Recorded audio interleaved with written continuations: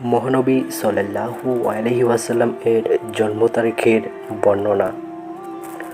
হযরত মুহাম্মদ সাল্লাল্লাহু আলাইহি ওয়াসাল্লাম বর্তমান সৌদি আরবে অবস্থিত মক্কা নগরীর কুরাইশ গোত্রের বনী হাশিম বংশে জন্মগ্রহণ করেন।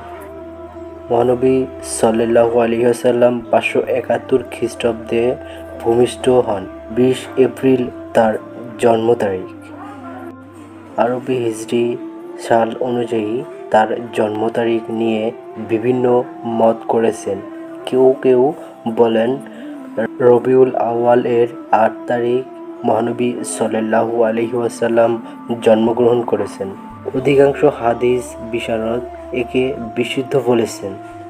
মহানবী সাল্লাল্লাহু আলাইহি ওয়াসাল্লাম এর জীবনী লেখকদের মধ্যে ইবনে ইসহাক প্রথম সারির জীবনীকার। তিনি বলেন, মহানবী সাল্লাল্লাহু আলাইহি ওয়াসাল্লাম হাতি বাহিনীর ঘটনার বছর 12 রবিউল আউয়াল মাসে জন্মগ্রহণ করেছেন। ভিউয়ার, আপনি যদি আমাদের চ্যানেলে নতুন দর্শক হয়ে থাকেন, অবশ্যই সাবস্ক্রাইব করে আমাদের সঙ্গে থাকবেন। ধন্যবাদ।